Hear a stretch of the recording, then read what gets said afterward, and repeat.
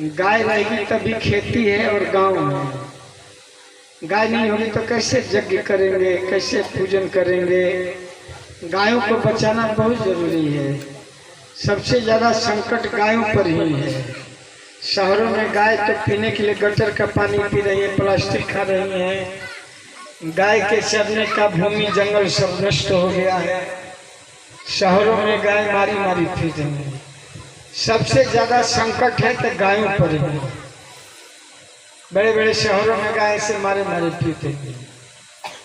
तो गायों को हम नहीं बचाएंगे तो क्या खाएंगे। अमृतम क्षीर भोजनम पृथिव्याम तीन रत्नानि जलम मन्नम सुभाषितम। पृथ्वी अमृत क्या है? अन्न है, फल है, दूध है, साग है, सब्जी है। गाय नहीं रहेगी तो गोबर कैसे होगा? गोबर नहीं हुआ तो खेती कैसे होगी? कब तक आप फर्टिलाइजर डालेंगे? यूरिया है, भसवा है, पोटास कितना डालिएगा? जमीन बंजर हो जाएगी। गाय के गोबर से खेती सही होता है। ऑर्गेनिक खेती लोग बोल रहे हैं कि जैविक खेती करो, गाय के गोबर से खाद बनाओ तो अनाज जो है सही है। केवल यूरिया से अनाज करेंगे तो कैंसर हो जाता है।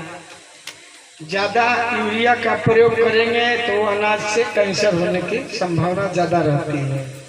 इसलिए खेत में गोबर का प्रयोग करिए तो बीमारी नहीं होगी। पहले बीमार कहाँ होते थे लोग? कोई बीमार होता था? खेतों में गोबर का प्रयोग होता था। गौमूत्र, राख, गाय का गोबर से खाना बनता था और राख को खेत में लोग डालते थे। गाय बहुत उपयोगी है। इसलिए गाय का जो पूजन करता है, सेवा करता है, खिलाता है। बहुत लोग गाय को पहला रोटी खिलाते हैं।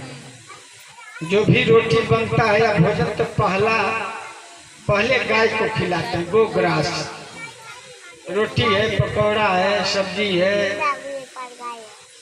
जो भी है गाय को पहले लोग खिला देते हैं।